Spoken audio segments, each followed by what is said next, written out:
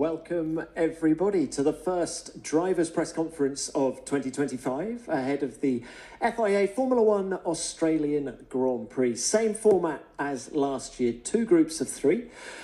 And as you can see, we're joined now by reigning world champion Max Verstappen and the 2 Aussies, Oscar Piastri and Jack Doohan. Very warm welcome to you all. Hope you've had a good winter. Max, let's start with the champ. How are you and what sort of shape are Red Bull in as we embark on this new 24-race campaign?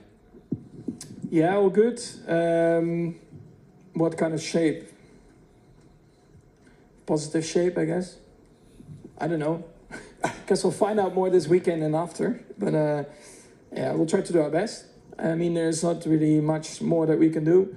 I think, testing is not many days, so we found that there are already a few areas that we can work on. And that's what we'll continue to do so. What did you learn in testing, particularly that final day when you were in the car the whole time? Is the car a step forward over the car that finished last year?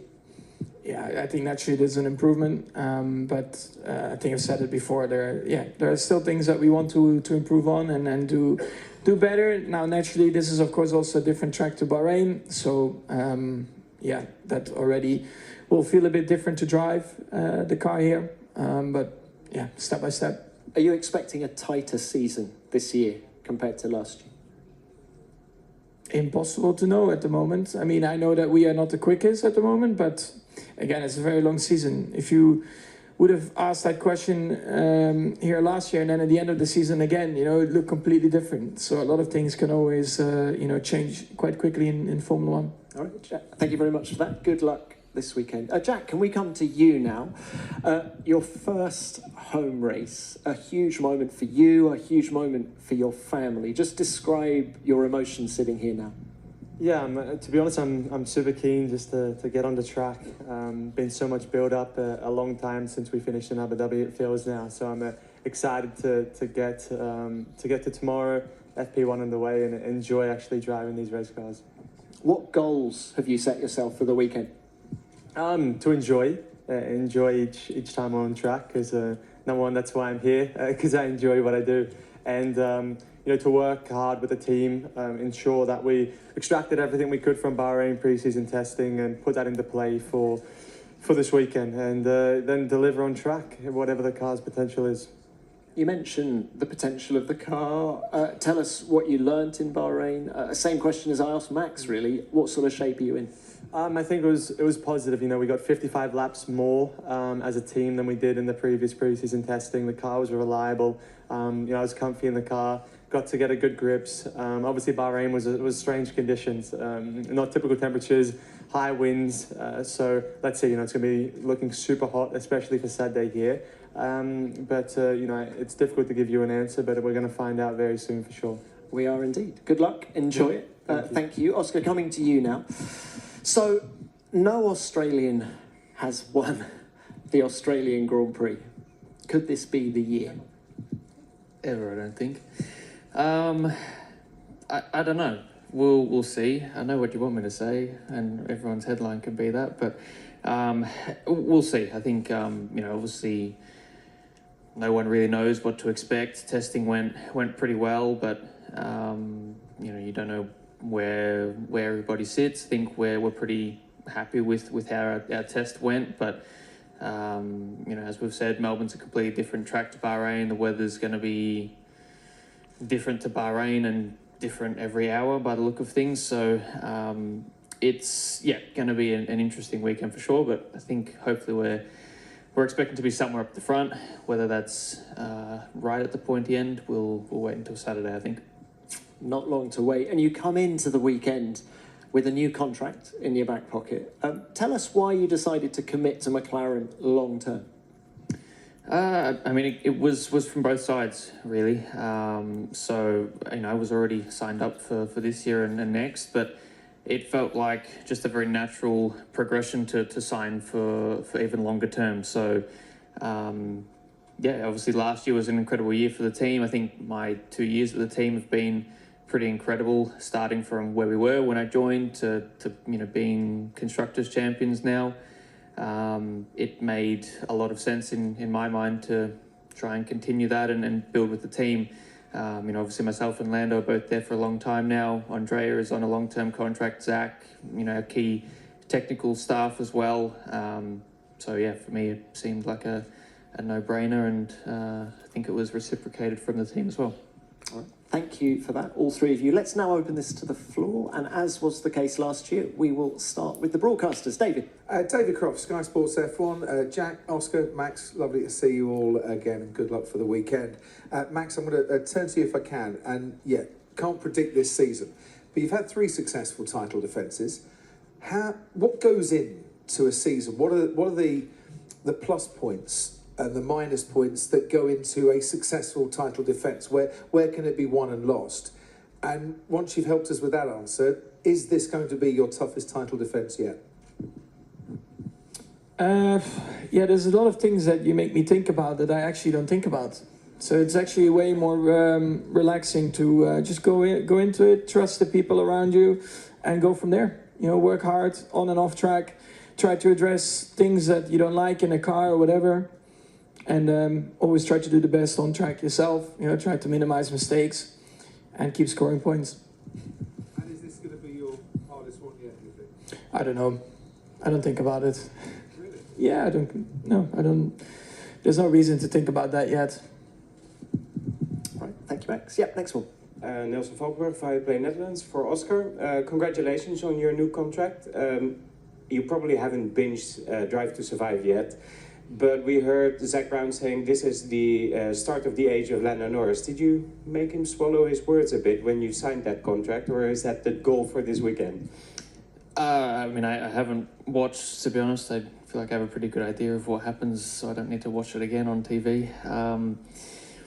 No, obviously there's a lot of things in Drive to Survive that, you never quite know whether it's how it's been cut up, but no, I think for myself, I'm very confident in what I can do myself, and I think we're going to the season starting from zero for both of us, and we're both obviously going to be trying to fight for a world championship, hopefully. So yeah, I'm pretty confident in what I can do, and aware that there's things that I need to do better from last season, but I'm confident that we've done a lot of hard work to try and improve that and go out and have a good year.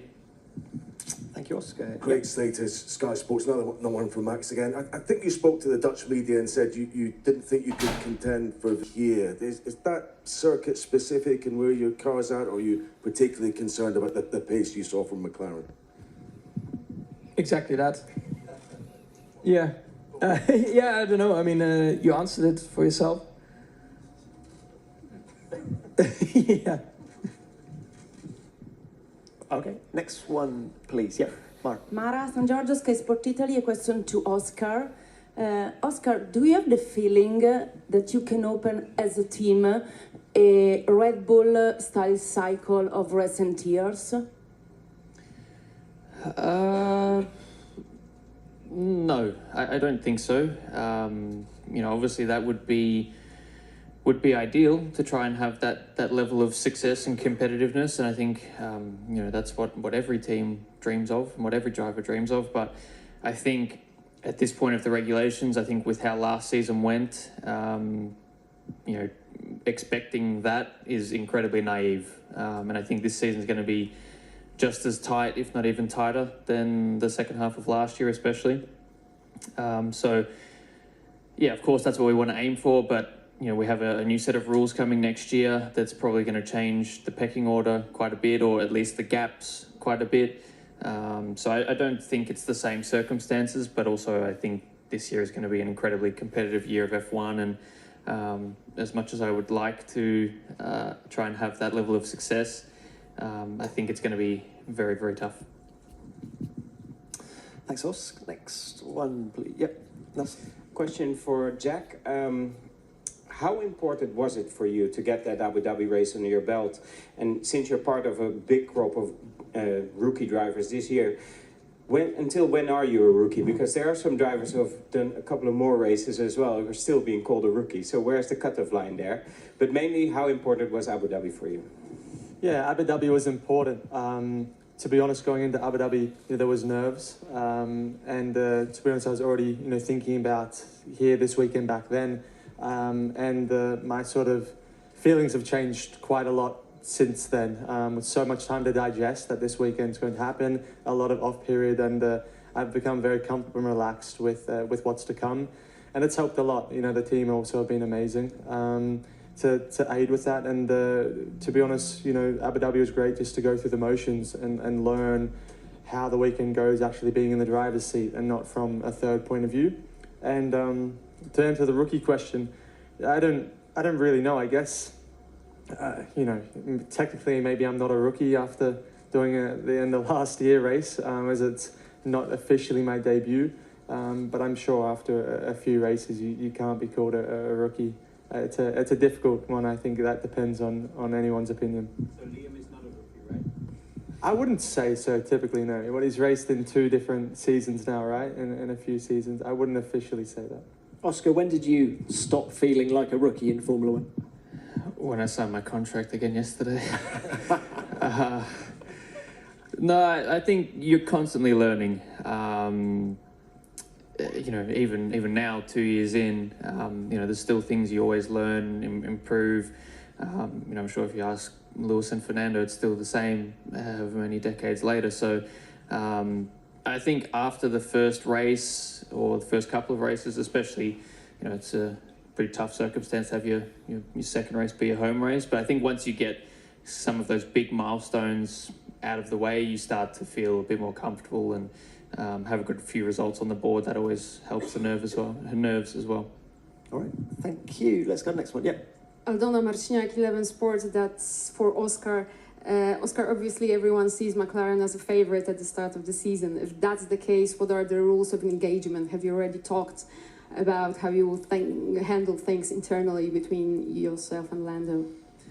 Yeah, I mean, we're starting from a clean slate, and ultimately whoever's going to be faster out on track is going to be who wins and who finishes higher if it's not winning. So we're very much clear on how we go into the season, and that's racing each other and trying to hopefully fight for wins. So it's all very clear. We've discussed a lot of it from last season, and how we managed the back end of last year, and I think this year starting from zero again, we're both going to be trying our best to win. Thanks, Os. Next one. Hello, Margot Lafitte for Canal+. Question from Max. 10 years ago, you were starting your first race for Toro Rosso. This year, it's Isaac Adjar who's playing the same part. What's your feeling about this new French guy, and more about maybe the young Red Bull talents coming in Formula One? Yeah, it's a long time ago now. It's great to see. I mean, in general, it's nice that there are so many, I'm allowed to say rookies, right? Because, I mean, it's up for debate, I guess, whoever is a rookie. But anyway, just young drivers getting into Formula One. And, of course, are hopefully here to stay for a long time. So, yeah, the excitement, also the unknown at the same time. It's good. It's fun to see from my side as well. And, from the Red Bull pool as well, to see these young drivers come in and finally having these opportunities. It's great. And I'm excited to see how they will perform, throughout the year and in the coming years. Thanks, mate. David Croft, Sky Sports F1. Let's get down to the nub of it, Oscar. At McLaren, we have a 24 Grand Prix series where an Australian goes up against an Englishman for the Battle of McLaren. Then in November, Australia against England's men's cricket teams play out the Ashes. In which of those series does the Australian have the better chance? I'd like to think both of them. I mean, to get it in early, the Ashes is not even going to be a contest, Crofty. Are you rebuilding again? No. No, it's going to be I was going to say the same result as last time, but the trophy's staying in the same place. I think for the season, obviously, I'm confident in what I can do as a driver, and I think last year I proved to myself in a decent portion of the year that what I'm capable of, and really took confidence from especially the wins and some of the better races from last year. I think now just trying to do that every race weekend is kind of the goal. So I think with Lando, it's obvious that he's incredibly talented, and it's never going to be easy going up against him. But I'm confident in my own ability to try and prevail this year. Good luck, but not in the cricket. Thank you. Für Oscar Piastri und Jack Doohan beginnt die Saison direkt mit ihrem Heimrennen in Australien. Für Piastri ist es das erste Mal, dass er eine echte Chance hat, seinen Heim-Grand Prix zu gewinnen. In den letzten 2 Jahren war McLaren nicht konkurrenzfähig, als die Formel 1 nach Australien kam. Doch dieses Jahr gehen sie als Favoriten auf beide Meisterschaften in die Saison. Ein Heimsieg für Piastri wäre der perfekte Start. Nicht nur für ihn, sondern auch für alle australischen Fans. Für Max Verstappen hingegen könnte dies sein schwierigster Saisonstart seit Jahren werden. Er selbst erwartet, dass Red Bull nicht das schnellste Team sein wird und McLaren möglicherweise die Nase vorn hat. Doch wir alle wissen, wozu Verstappen fähig ist. Selbst in einem Auto, das nicht dominant ist. Es wird spannend zu sehen, wie er sich an die neue Situation anpasst, falls Red Bull nicht von Anfang an um Siege kämpfen kann. Und ob er dennoch seinen Titel verteidigen und seinen 5. WM-Titel in Folge holen kann. Wie immer, vergesst nicht, das Video zu liken, den Kanal zu abonnieren und eure Gedanken in den Kommentaren zu teilen. Bis zum nächsten Mal.